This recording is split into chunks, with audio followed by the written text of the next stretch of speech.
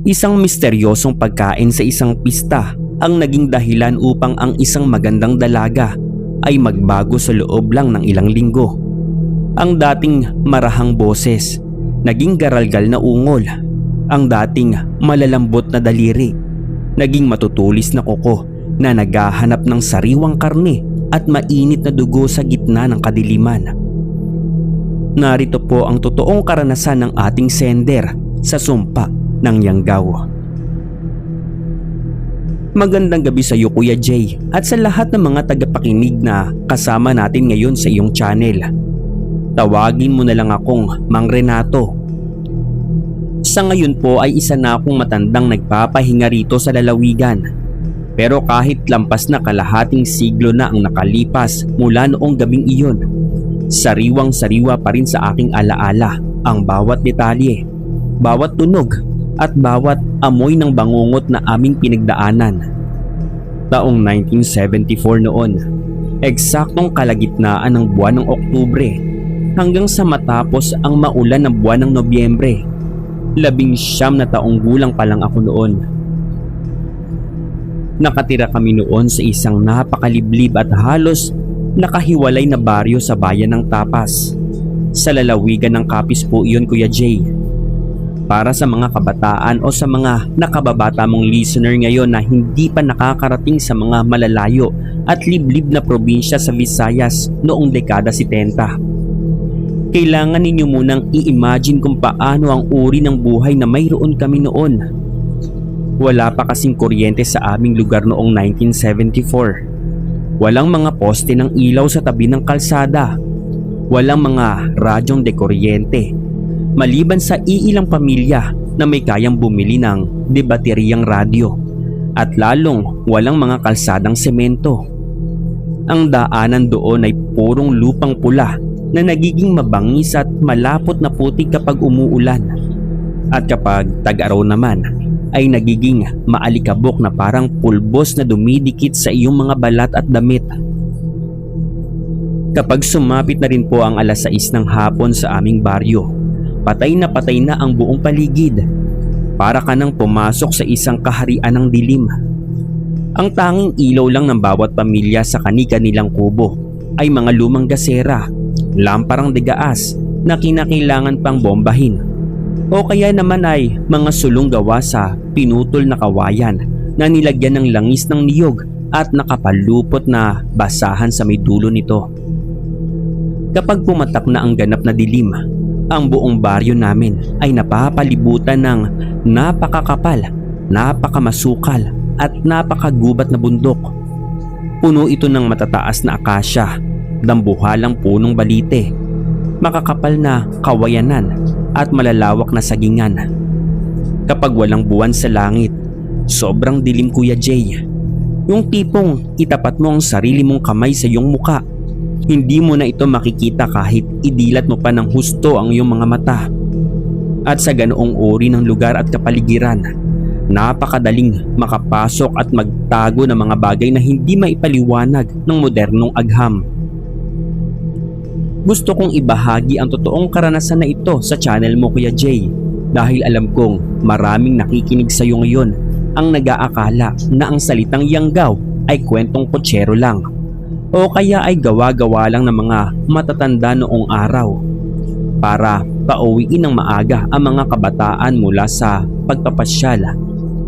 Pero para sa akin, para sa pamilya namin at para sa buong baryo namin, noong 1974, ang Yanggaw ay hindi alamat. Ito ay isang totoong sumpa. Isang bangungot na sumira sa buhay ng pinsan kong si Elena at nag-iwan ng sugat sa aming buong angkan. Para sa mga hindi nakakaalam sa aming mga Bisaya, lalo na sa mga lalawigan ng Capiz, Iloilo at Antique, ang Yanggaw ay hindi katulad ng karaniwang kuro-kuro ng aswang na ipinapasa sa pamamagitan ng pamana ng mutya o isang orasyon lang. Ang Yanggaw ay unti-unting pagkahawa ng dugo o pagiging aswang ng isang ordinaryong tao kapag nakakain siya ng pagkain o nakainom ng isang inumin na nilagyan ng sangkap ng isang tunay na aswang. Pwedeng patak ng lason mula sa kuko nito, patak ng dugong mabaho, o kahit tulo ng laway habang inihahanda o inilalapit ang pagkain. Kapag ang sangkap na iyon ay pumasok na sa tiyan mo at nahalo sa iyong sariling dugo, dahan-dahan itong kakainin ang iyong pagkatao at kaluluwa. Babaguhin nito ang dugo mo, ang panlasa sa pagkain, ang pag-iisip mo, at ang buo mong anatomya hanggang sa ang dating mabait at maawain mong pagkatao ay maging isang gutom, mabangis at walang awang halimaw na naghahanap ng sariwang karne at mainit na dugo. Ito ang naging napakasakit at nakakatakot na kapalaran ng pinsan kong si Elena. Si Elena ay 18 pa lang noon. Maganda siyang dalaga, Kuya Jay. Masayahin, mahinhin at may mahabang itim na buhok at napakasipag sa bahay. Ang kubo ng pamilya nila ay katabing-katabi lang ng kubo namin. Nakatayo ang mga bahay namin sa gitna ng isang malawak na bakuran na nakapalibot sa mga puno ng fruit trees, bayabas at malalaking sagingan. Dahil magkatabi lang kami, halos doon na kami lumaki pareho. Si Elena ang nagpapakain ng mga alagang manok at 3 baboy ng pamilya nila araw-araw. Boses pa lang niya sa madaling araw habang kumakanta, habang nagwawalis ng mga tuyong dahon sa bakuran, ay nagbibigay ng sigla at buhay sa aming maliliit na komunidad. Pero pumatak ang October 12, 1974. Sabado ng gabi noon, Kuya Jay. May ginanap na malaking pista at sayawan sa kabilang baryo, sa Sitio San Roque. Ang Sitio San Roque ay mas malapit na sa paanan ng kabundukan. Napakalayo nito sa kabihasnan at kilala na noon pa man ay maraming nakatagong kakaibang pamilya na ayaw makihalubilo sa ibang tao at nakatira sa matataas na kubo. Para makarating doon mula sa aming baryo, kailangan maglakad ng 2 oras sa gitna ng masukal na gubat at tumawid sa 3 maliliit ngunit mabatong sapa. Pumunta roon si Elena kasama ang 2 pa niyang kaibigang dalaga mula sa aming lugar. Pagdating ng hapon at gabi, naging masaya ang kainan at sayawan sa plaza. Pero ayon sa kwento ng mga nakasama niya, matapos mangyari ang lahat, noong patapos na ang kainan at habang abala ang karamihan sa pagsasayaw sa gitna ng plaza, humiwalay daw muna si Elena para uminom ng tubig sa may gilid ng kusina ng pamilyang nagpapakain.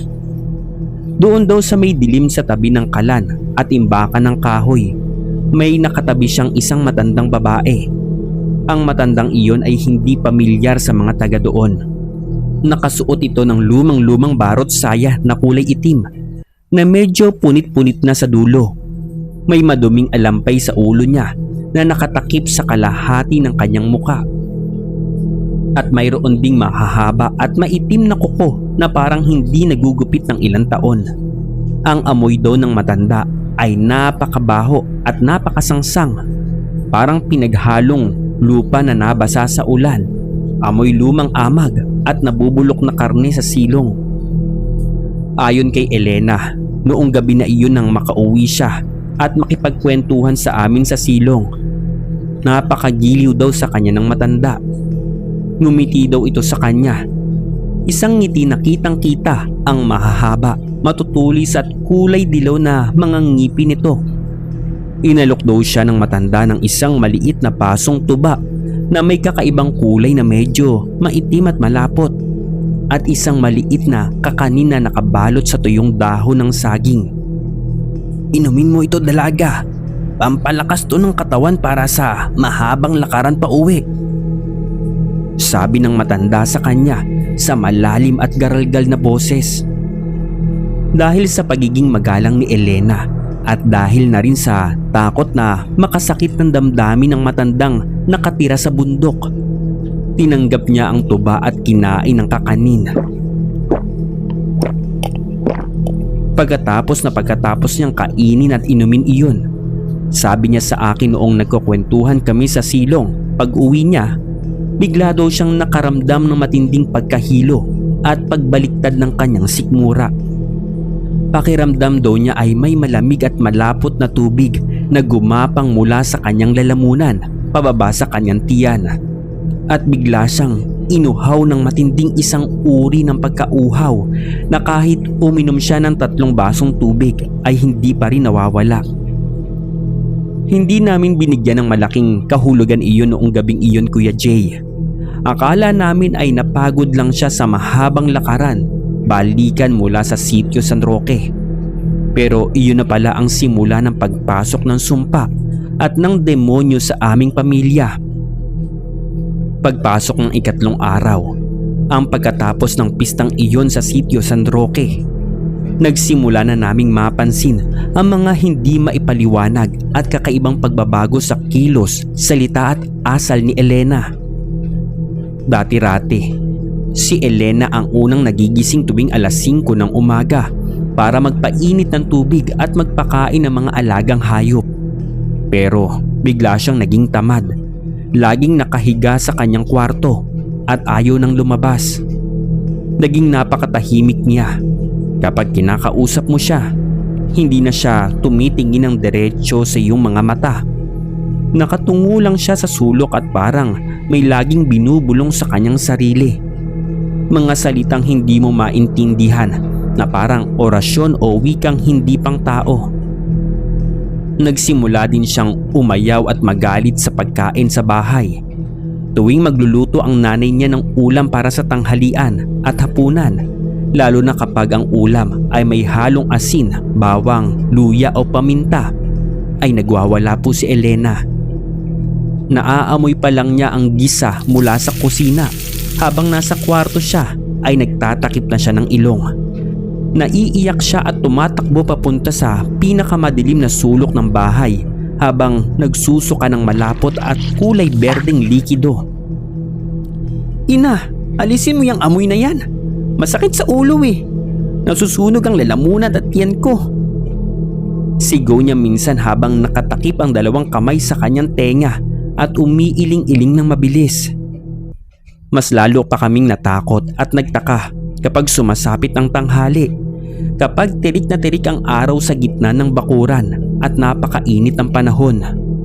Si Elena ay nagtatago sa ilalim ng papag ng kawayan sa kanyang silid. Nagtatalokbong siya ng 2 makapal na kumot. Sabi niya sa nanay niya, masakit daw sa mata ang liwanag ng araw at ang sinag nito sa bintana. Pakiramdam daw niya kapag natatamaan ng sinag ng araw ang kanyang balat ay para itong binubuhusan ng kumukulong langis o binabasa ng asido. Inisip ng tatay niya na baka malubhang trangkaso lang ito o kaya naman ay nabati siya ng masamang espiritu sa bundok habang naglalakad pa uwi mula sa sitio San Roque. Kumuha ang pamilya niya ng mga simpleng halamang gamot, lagundi at tanglad para ipainom sa kanya, pero walang nangyari. Mas lalo lang siyang nanghina, lalo ang katawan nito, pero naging mas agresibo ang kanyang pag-uugali. Pagpasok ng 2 linggo, Kuya Jay, mas lalo pang naging nakakatakot at nakakakilabot ang mga pangyayari sa aming bakuran. Bandang isang hapon, habang naglalakad ako sa bakuran para tignan ang aming mga alagang manok at magsibak ng kahoy para sa panggatong namin, napadaan ako sa tapat ng bintana ng kubo ni Elena. Ang bintana nila ay gawa sa nakabukas na kawayan na may nakabiti na lumang tela. Bahagyang nakahawi po ang tela noon at nakita ko si Elena na nakatayo sa may bintana sa loob ng madilim niyang kwarto. Pero hindi siya nakatingin sa langit o sa malayo. Nakatitig siya ng diretso sa mga alagang manok at sa 3 malalaking baboy na nasa kulungan sa ilalim ng puno ng bayabas. Kuya Jay, ang titig na iyon ay hindi na titig ng isang tao. Walang kurap ang kanyang mga mata.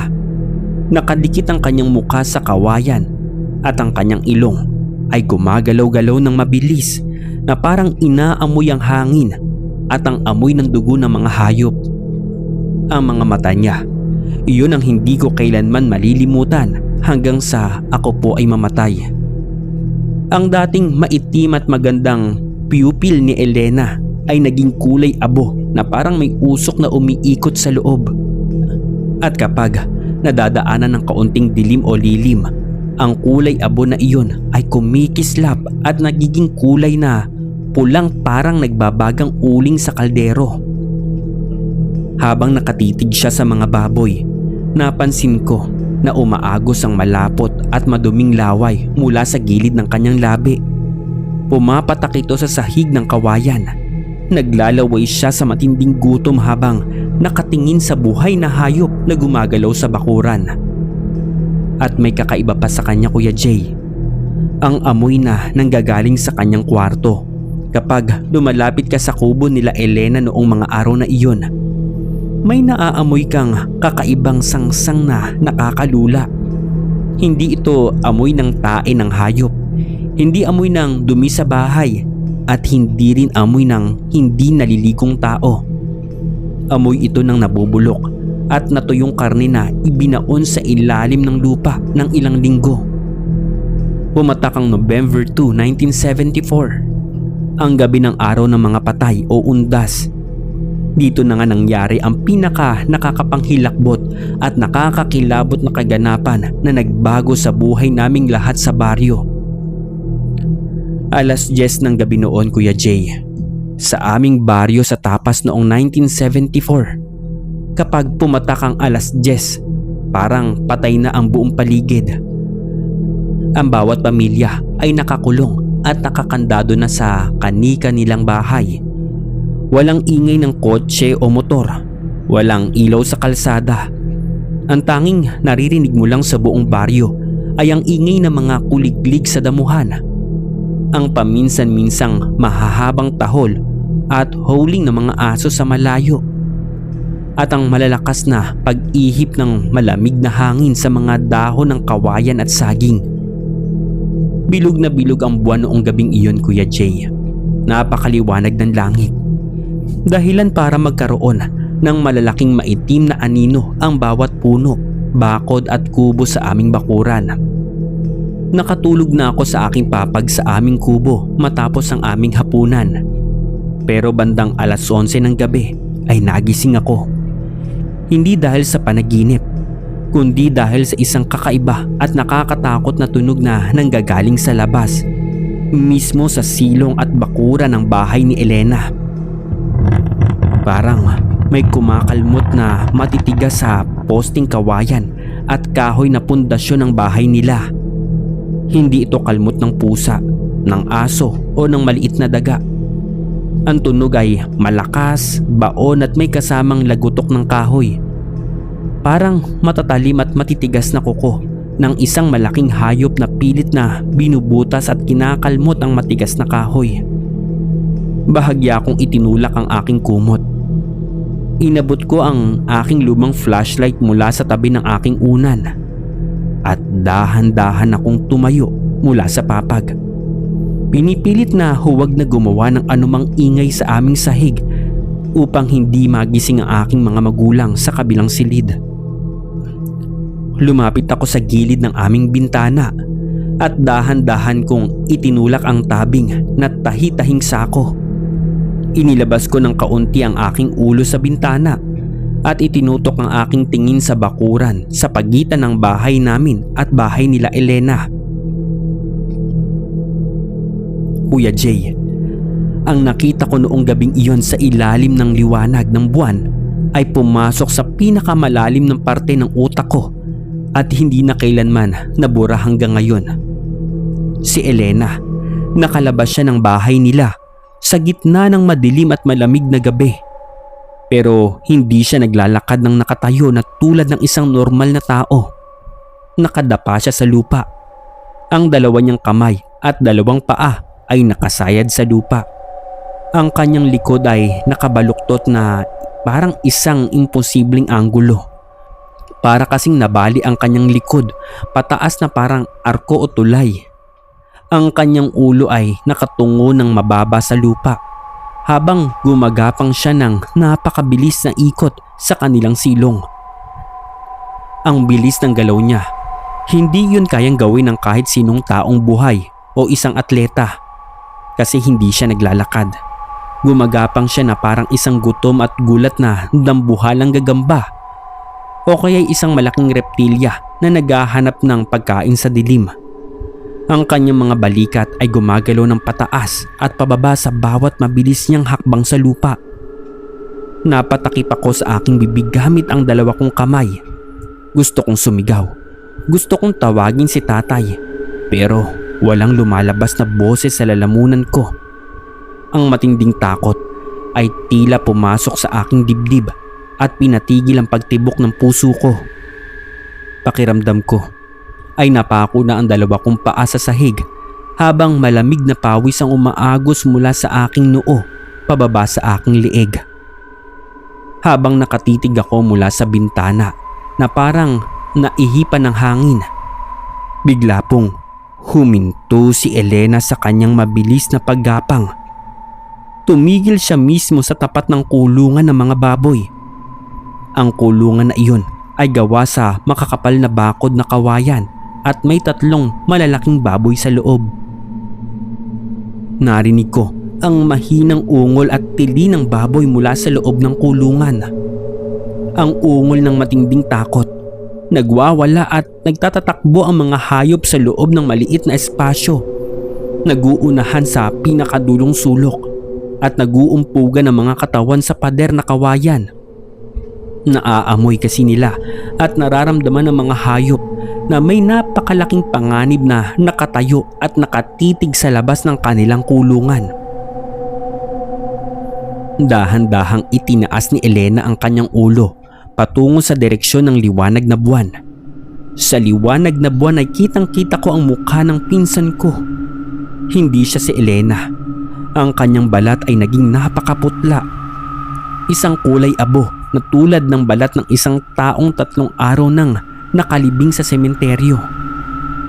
Ang kanyang pisngi ay humpak na at lumabas na ang kanyang panga at ang kanyang cheekbones. Ang kanyang buhok na dati ay maayos at mahaba, ngayon ay sabog-sabog, madumi at nakakapit sa kanyang basang muka. Ang kanyang bibig, Kuya Jay, ang kanyang bibig ay nakabukas ng napakalaki. Isang bukas na hindi kayang gawin ng bibig ng tao nang hindi nababali ang panga. Mula sa kanyang mga labi ay umaagos ang malapot, maitim at mabahong laway na pumapatak sa lupa at kumakapit sa kanyang baba na parang laway ng mabangis na hayop. Mabilis niyang ibinao ng kanyang mga kamay sa bakod ng kawayan ng kulungan. Sa isang malakas na hila lang, isang hila lang na tila may kapangyarihan ng 5 malalakas na lalaki. Nabali at naputol ang mga makakapal na kawayan na parang mga tuyong tingting lang. Pumasok siya sa loob ng kulungan at doon ay narinig ko ang pinaka nakakahilakbot at nakakakilabot na tunog na narinig ko sa buong buhay ko. Isang matinis at tili mula sa isang malalaking baboy na agad na napalitan ng tunog ng napupunit na lamad, balat at laman. At narinig ko sa gitna ng katahimikan ng gabi ang pagkabali ng mga buto at hita ng hayop. Ang tunog nito, ang paghigop ng dugo at ang pagsubsob ng kanyang buong mukha sa sariwang dugo at sa mainit na laman. Nakaramdam ako ng labis sa pagkahilo at nasusuka ako habang nakikinig ako sa mga lagutok ng buto na kinakagat at pinuputol ng mga ngipin niya. Ang amoy ng malansang dugo ng baboy ay mabilis na humalo sa malamig na hangin ng gabi at pumasok sa aming nakabukas na bintana. Ang amoy na iyon ay napakabaho, napakalansa at nakakasuka. Sa puntong iyon, tumakbo ako mula sa bintana patungo sa silid ng tatay ko. Hindi na ako nag-ingay sa paghakbang ko. Inalog ko ng malakas ang balikat ng tatay ko habang nanginginig ang buong katawan at umiiyak ako sa takot. Tay! Tay! Gising tay! Si Elena! Nasa silong siya! Kinakain niya yung baboy sa kulungan! Sambit ko ng mabilis kong sigaw sa kanya habang hawak-hawak ang kanyang kamay. Nang makita ng tatay ko ang mukha ko na putlang-putla at nanginginig sa takot. Alam niyang hindi ako nagbibiro o nananaginip lang Agad na kinuha ni tatay ang kanyang matalas na sundang at ang aming lumang desabog na baril. Lumabas kami ng bahay at ginising din namin ang tatay ni Elena sa pamamagitan ng pagkatok ng malakas at mabilis sa pader ng kanilang bahay. "Noel, lumabas ka, dalian mo! Magdala ka ng taga at sulo!" Sigaw ni tatay ngunit may matinding pagmamadali. Bitbit ang dalawang sulo na may langis at malalakas na flashlight. Dahan-dahan kaming tatlo na lumapit sa kulungan ng baboy sa bakuran. Papalapit kami nang biglang tumigil ang tunog ng pagkalamutak at pagnguya sa loob ng kulungan. Naging napakatahimik ng paligid, Kuya Jay. Kahit ang mga kuliglig sa mga puno ay parang natakot at tumigil sa pag-ingay. Ang tanging nadidinig na lang namin ay ang aming sariling paghinga, ang paglagutok ng apoy sa sulo at ang tunog ng aming mga tapak sa lupa. Inilawan ni tatay at ni tiyo ang loob ng nasirang kulungan. At doon, nakatayo doon si Elena sa gitna ng duguan, watak-watak at nakabuklat na katawan ng baboy. Ang buo niyang muka, leeg hanggang sa kanyang dibdib at dalawang kamay ay balot ng sariwa, maitim at malapot na dugo. May mga piraso pa ng laman at taba ng baboy na nakabitbit sa kanyang mga kuko na naging mahahaba, maitim at matutulis na parang mabangis na ibon o hayop. Nang matamaan ang diwanag ng aming flashlight at sulo ang kanyang muka, dahan-dahan siyang humarap sa amin. Ang kanyang mga mata ay nanginginig sa dilim. Kulay pulang-pula na parang nag-aapoy na uling sa gitna ng gabi. Walang anumang bakas ng pagiging tao sa kanyang titig. Para siyang isang hayop o isang demonyo. Inilabas niya ang kanyang dila at dinilaan ang dugo na nakapalibot sa kanyang labi. Pagkatapos ay nagpakawala siya ng isang tunog. Hindi ito isang sigaw ng tao. Isa itong napakalalim, napakahaba at garalgal na ungol na nagpataas ng lahat ng balahibo sa aming katawan at nagpabalot ng matinding kaba sa aming mga dibdib. Ang tunog na iyon ay parang nanggagaling sa pinakamalalim na hukay ng lupa. "Elena, anak, anong nangyari sa iyo, anak? Anong ginawa mo?" Tanong ng kanyang ama habang hawak ang isang matulis na kahoy at nanginginig ang buo niyang katawan. Ngunit walang nadidinig si Elena. Ang yanggaw ay ganap ng sumakop at kumain sa kanyang katawan, utak at kaluluwa. Bigla siyang tumalon. Hindi tulad ng talon ng isang tao. Tumalon siya ng napakataas mula sa nakadapa niyang posisyon. Halos 2 metro ang taas sa ere at lumagpak siya sa sagingan. Narinig namin ang malakas na pagkabali ng mga dahon ng puno ng saging habang mabilis siyang tumatakbo sa ibabaw ng mga halaman patungo sa napakadilim at masukal na kagubatan ng tapas. Mabilis ang mga sumunod na pangyayari. Matapos ng gabing iyon, Kuya Jay, sumigaw si Tiyo na ama ni Elena para humingi ng tulong sa mga kapitbahay. Nagtakbuhan ang mga kalalakihan at ang mga tanod ng baryo. Dala ang kanilang mga lampara, sundang at mga sulo. Nagtipon-tipon ang lahat habang ang mga kababaihan at bata ay kinandado ang mga pinto at bintana ng kanilang mga bahay. Nagdala din kami ng tradisyonal na panlaban tulad ng asin, bawang at buntot pagi na kilalang ginagamit sa aming probinsya para sa mga ganitong uri ng nilalang. Hawak ang mga sulo at baril. Pumasok ang halos 15 kalalakihan sa masukal at madilim na kagubatan upang hanapin si Elena bago pa siya makakita at makapangbiktima ng ibang tao sa mga kalapit na sityo.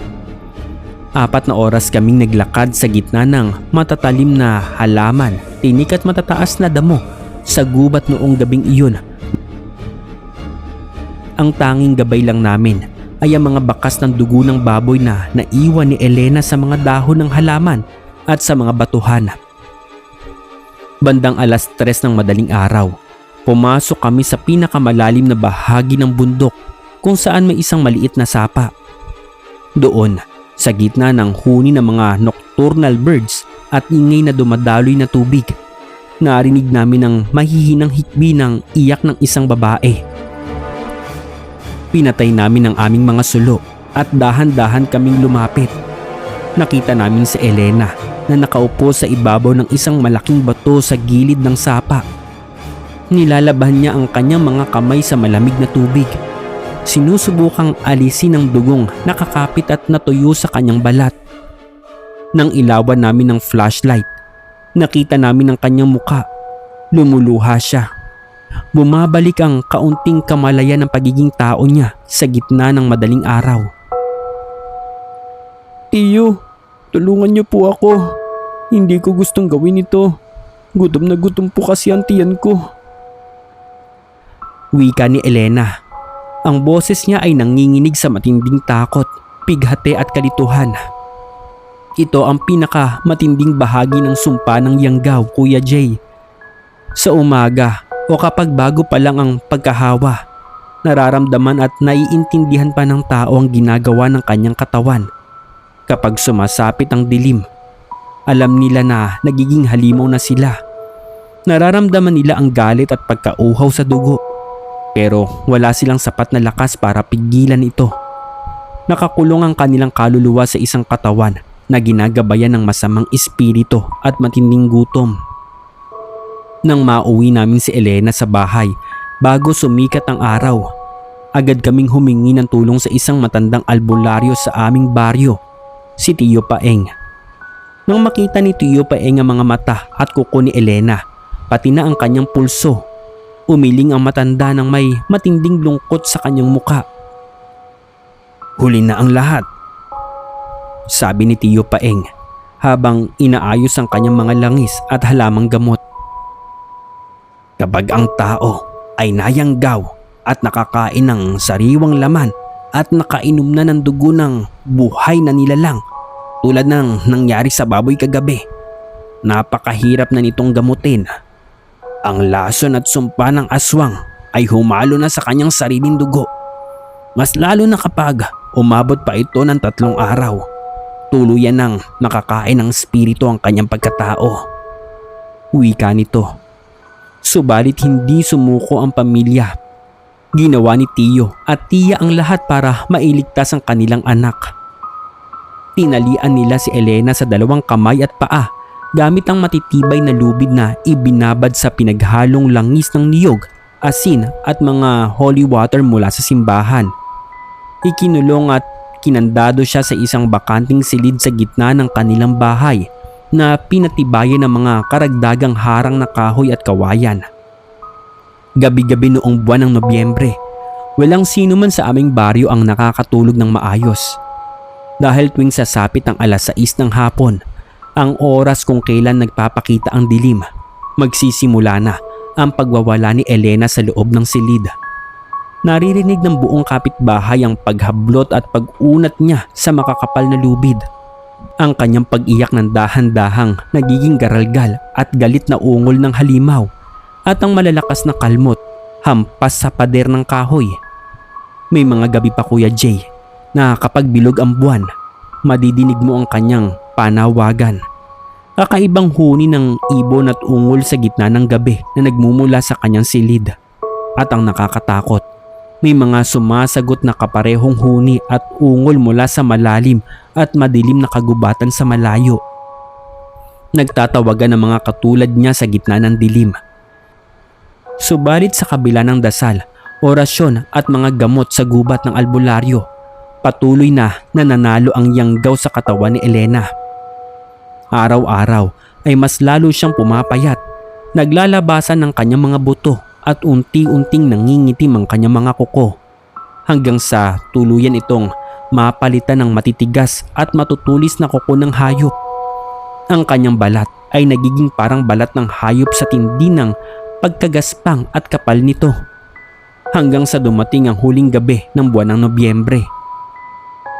Bumabagyo noon ng napakalakas noong gabing iyon. Malakas ang buhos ng ulan, nanginginig ang lupa sa tindi ng mga kulog, at may kasamang malalakas na kidlat na nagpapaliwanag sa dilim sa labas. Dahil sa tindi ng hangin, natatanggal at nililipad ang ilang bahagi ng bubong ng bahay nila Elena.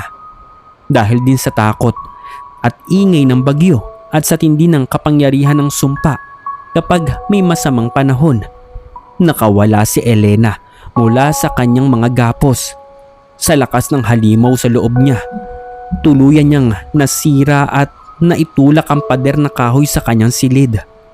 Wala nang nakapigil po sa kanya. Mabilis siyang tumakbo patungo sa kagubatan sa gitna ng malakas na ulan, hangin at kidlat. Yun na ang huling beses na nakita ng aming pamilya si Elena bilang isang tao o kahit bilang pinsan. Kinabukasan, pagkatapos humupa ng bagyo at umaraw na, hinalughog ng halos lahat ng kalalakihan sa baryo ang buong kabundukan ng Capiz. Naglakad kami ng ilang milya papasok sa mga lugar na hindi natatapakan ng tao. Ngunit wala po si Elena. Ang tanging nahanap na lang namin sa gilid ng isang bangin ay ang kanyang napunit at dugoang damit na nakasabit sa mga tinik na baging.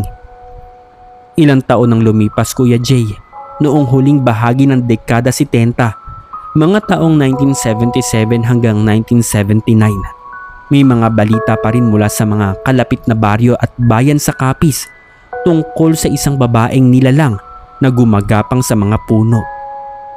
At lumalabas daw ito kapag bilog ang buwan at sumusugod sa mga alagang hayop at isolated na kubo. Alam namin sa aming mga puso na si Elena iyon, ang magandang pinsan kong nabiktima ng sumpa ng Yanggaw. Kuya Jay, hanggang ngayon na matanda na ako, kapag pumupunta ako sa mga probinsya at may nag-aalok ng pagkain sa akin o inumin mula sa mga taong hindi ko lubos na kilala, palagi kong naaalala ang pangyayaring iyon at ang nakakatakot na nangyari kay Elena. Ang Yanggaw ay hindi lang basta alamat, kwentong bayan o pampatakot sa mga bata. Ito ay isang totoong banta na nagtatago sa dilim ng ating mga lumang lalawigan. Salamat sa pagbasa at pagbabahagi ng kwento ko sa channel mo, Kuya Jay. Naway maging paalala ito sa iyong mga tagapakinig na mag-ingat sa mga lugar na hindi pa ganap na naaabot ng liwanag at huwag basta-basta magtitiwala sa mga taong nag-aalok ng pagkain sa dilim. Lubos na gumagalang, Renato.